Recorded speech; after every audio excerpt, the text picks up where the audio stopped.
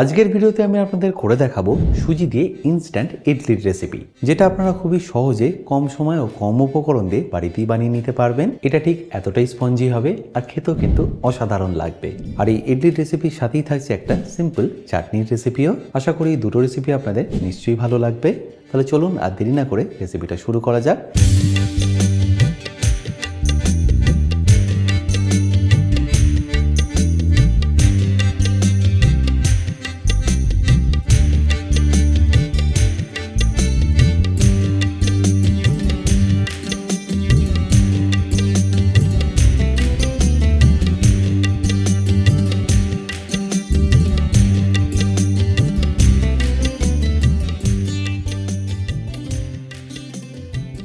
By the way, আমি chef Atanu, আপনারা দেখছেন অতনু রান্নাঘর। আর আজকে আমাদের রেসিপি সুজির ইডলি। তাহলে এই ইডলির রেসিপিটা বানানোর জন্য আমি সবার প্রথম নিয়ে নেবো একটা ফ্রাইং প্যান। তারপর গ্যাসটাকে অন করে নিচ্ছি। আর ফ্রাইং প্যানটা একটু গরম হয়ে গেলে আমি তাতে দিয়ে দেবো 2 চা চামচ ঘি। আর ঘিটা একটু মেল্ট হলে আমি তাতে দিয়ে দেবো কয়েকটা কাজু। এই কাজুটা বেসিক্যালি ইডলিটা গার্নিশ করতে কাজে লাগবে, তাই প্রথমেই ঘিতে এটাকে ভালো করে ভেজে নিয়ে তুলে রাখছি। চেষ্টা করবেন এই কাজুগুলোকে একটু লাল লাল করেই ভেজে নেওয়ার, তাহলে গার্নিশে দেখবেন ভালোই লাগবে দেখতে। আর লাল লাল করে ভাজা হয়ে গেলে এটাকে তুলে নিন।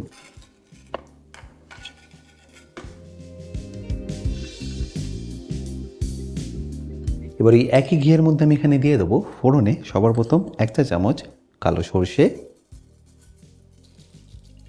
তারই সাথে দিয়ে দেবো 1 চা চামচ চানা ডাল।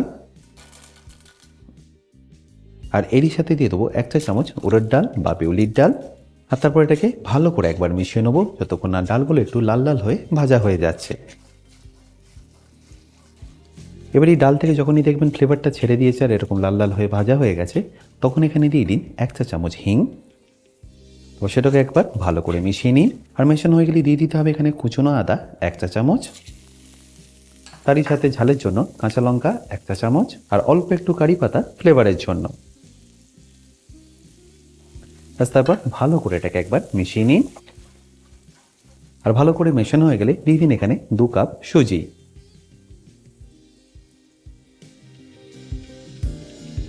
তারপর গ্যাসের ফ্লেমটাকে লো করে এটাকে ভালো করে আপনাদের মিশিয়ে নিতে হবে। আর সুজিটা দেওয়ার পরে ভাজার সময় আপনাদের এটা মাথায় রাখতে হবে সুজিটা যেন কোনোভাবেই কালারটা চেঞ্জ না করে বা লাল না হয়ে যায়। তাই একদম লো ফ্লেমে এটাকে ভালো করে আপনাদের মিশিয়ে নিতে হবে। মোটামুটি 2 থেকে 3 মিনিট কুক করলেই দেখবেন সুজিটা কিন্তু আস্তে আস্তে একটু ফোলা শুরু করবে। ঠিক সেই স্টেজে আপনাদের এটাকে তুলে নিতে হবে।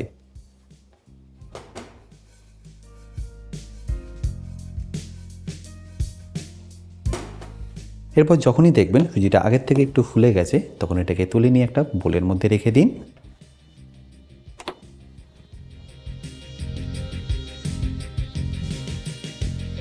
আর সুজিটা একটা বোলের মধ্যে নেওয়ার পরে এটাকে কিন্তু আপনাদের কমপ্লিটলি ঠান্ডা করে নিতে হবে। দইটা মেশানোর আগে ফ্যানের নিচে রাখলেই দেখবেন 2 থেকে 3 মিনিটের মধ্যে এটা ঠান্ডা হয়ে যাবে।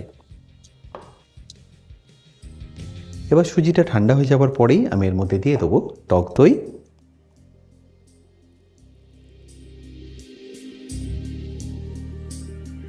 আমি এখানে 2 কাপ সুজি নিয়েছিলাম, তাই এখানে নিয়ে নিলাম 2 কাপ টক দই। আর যদি এটা আপনারা ওজন হিসাবে দেখেন তাহলে 250 গ্রাম সুজির জন্য লাগবে 250 গ্রাম টক দই। এবারের মধ্যে জলটা অ্যাড করার আগে এটাকে ভালো করে একবার এইভাবে মিশিয়ে নিন। এইভাবে মেশানোর কারণে দেখবেন এর মধ্যে কোনো রকম কিন্তু লাম্পস আর থাকবে না। আর একবার ভালো করে মিশিয়ে নিয়ে এর মধ্যে আমি দিয়ে দেবো পরিমাণ মতো জল। আমি এখানে 1 কাপ মতো জলের ব্যবহার করলাম। যদি দেখেন জল একটু পরে লাগছে, সেক্ষেত্রে আপনারা পরেও একটু জল ব্যবহার করতে পারেন।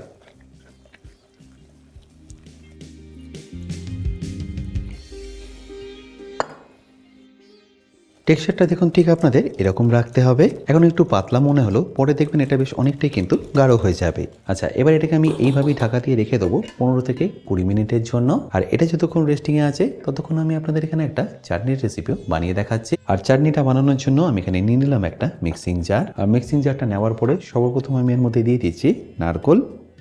আমি এখানে ফ্রেশ নারকোল ব্যবহার করলাম। আপনারা চাইলে কিন্তু এখানে ড্রাই কোকোনাটও ব্যবহার করতে পারেন।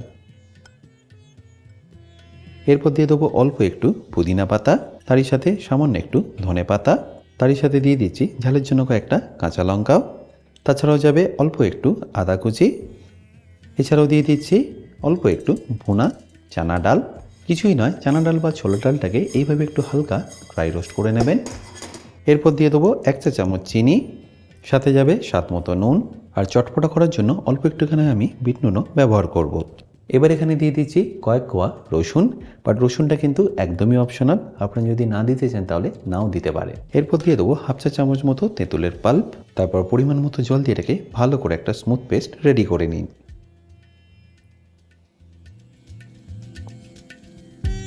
আর পেস্ট করলে দেখুন চাটনিটা এখানে পারফেক্টলি রেডি।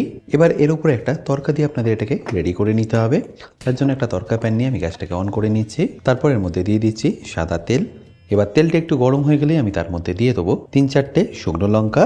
আপনারা যদি এরকম ছোট শুকনো লঙ্কা পান তাহলে সেটা ব্যবহার করবেন, নাহলে এমনি শুকনো লঙ্কা কিন্তু এখানে ব্যবহার করতে পারেন। তারপর দিয়ে দিচ্ছি 1.5 চা চামচ কালো সর্ষে, 1 চা চামচ চানা ডাল, আর এরই সাথে 1 চা চামচ বিউলির ডাল। ব্যাস, তারপর এটাকে একবার ভালো করে মিশিয়ে নিয়ে ডাইরেক্টলি দিয়ে দিন চাটনির মধ্যে। আর আপনারা যদি চান এর মধ্যে অল্প একটু কারি পাতাও কিন্তু ব্যবহার করতে পারেন। আর এই তরকাটাকে একবার চাটনির মধ্যে মিশিয়ে দিলেই চাটনিটা কিন্তু আপনাদের পারফেক্টলি রেডি। তাহলে নিশ্চয়ই দেখতে পেলেন এই চাটনিটা বানানো কতটা সিম্পল। এবার 20 মিনিট হয়ে গেছে। আমি এখানে ঢাকনাটাকে আপনাদের সরিয়েও দেখাচ্ছি। এখন যে এর কনসিস্টেন্সিটা আছে সেটা দেখুন বেশ অনেকটাই ঠিক হয়ে এসছে, কারণ সুজিটা যে জলটা দিয়েছিলাম সেটা কিন্তু অনেকটাই টেনে নিয়েছে। তাই এর মধ্যে আমি আরেকটু জল অ্যাড করব। আর তার আগে আমি এখানে অ্যাড করব 1 চা চামচ বেকিং সোডা, আর তারপর অল্প একটু জল দিয়ে এটাকে ভালো করে একবার মিশিয়ে নেব।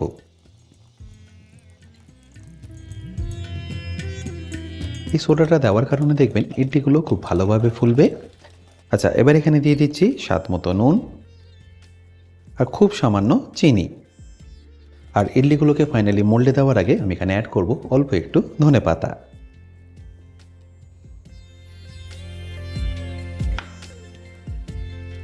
আমি এখানে কিন্তু কোনো রকম ভেজিটেবল অ্যাড করলাম না।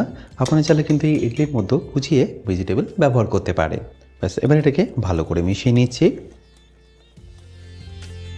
আচ্ছা, এবার এখানে আমি 3টে ইডলি মোল্ড নিয়ে নিয়েছি, যার মধ্যে আমি অল্প একটু তেল অ্যাপ্লাই করে নেবো, যাতে কুক হয়ে যাওয়ার পরে ইডলিগুলো পারফেক্টলি ডিমোল্ড করা যায়। আর তেলটা দেওয়ার পরে এটাকে আমি হালকা একটু এইভাবে ব্রাশ করে নেবো।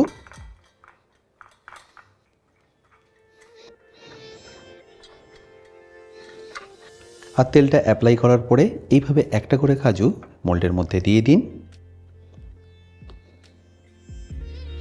এতে দেখবেন ইডলিটা কুক হয়ে যাওয়ার পরে দেখতে দারুণ সুন্দর লাগবে।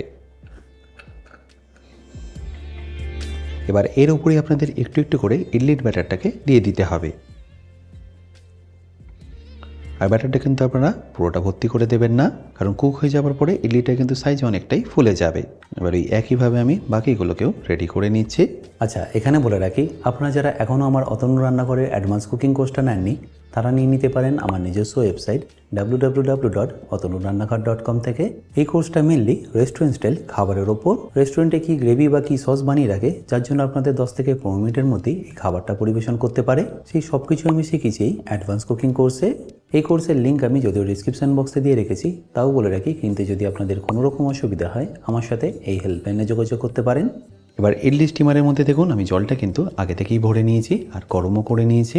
বাট এই জলটা কিন্তু আপনারা খুব বেশি ভরে দেবেন না, হাফের থেকে একটু কম ভরবেন, না হলে বেশি জল দিলে জলটা ফুটে গিয়ে এই জালি দিয়ে ওপরে চলে আসার একটা সম্ভাবনা থাকবে। এবার এই ইডলির মোলগুলোকে আমি অ্যাসেম্বল করে নিচ্ছি।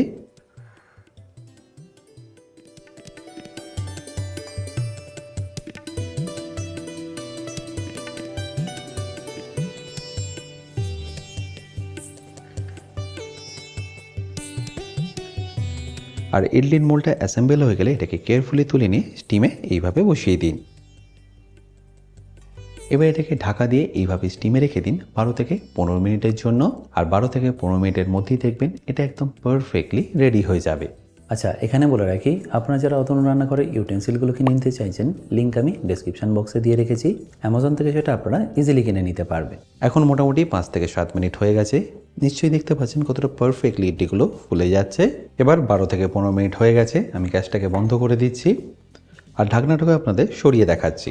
দেখুন ইডলিগুলো কতটা পারফেক্টলি ফুলেছে। আর এই স্টেজে আপনাদের একবার চেক করে নিতে হবে, টুথপিক এইভাবে ঢুকিয়ে নিয়ে যদি দেখেন একদম টুথপিকটা ড্রাই বেরোচ্ছে, তার মানে এটা এখন পারফেক্টলি রেডি। নামিয়ে নামার সাথে সাথে কিন্তু এটাকে আপনারা ডিমোল্ড করবেন না, একটু ঠান্ডা হতে দিন, তারপর এটাকে ডিমোল্ড করে নিন। এবার একে একে আমি ইডলিগুলোকে আপনাদের ডিমোল্ড করেও দেখাচ্ছি। প্রথমে এইভাবে একটু হাত দিয়ে ছাড়িয়ে নিন, তারপর একটা চামচের মাধ্যমে এইভাবে একটু টান দিলেই দেখবেন এটা পারফেক্টলি বেরিয়ে আসবে।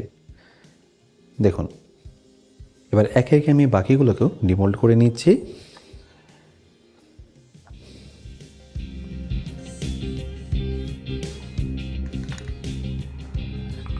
তাহলে নিশ্চয়ই দেখতে পাচ্ছেন এটাকে ডিমোল্ড করা কতটা সহজ।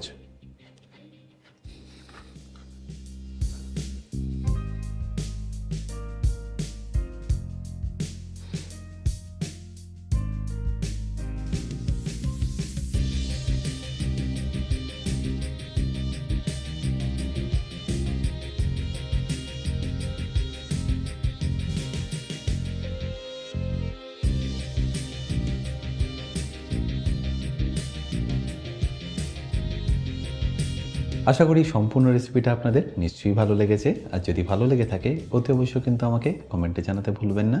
বাই দ্য ওয়ে, আমি শেফ অতনু, আপনারা দেখছিলেন অতনুর রান্নাঘর। দেখা হচ্ছে আপনাদের সাথে একটা নতুন রেসিপি নিয়ে নেক্সট এপিসোডে। ভালো থাকবেন, সুস্থ থাকবেন।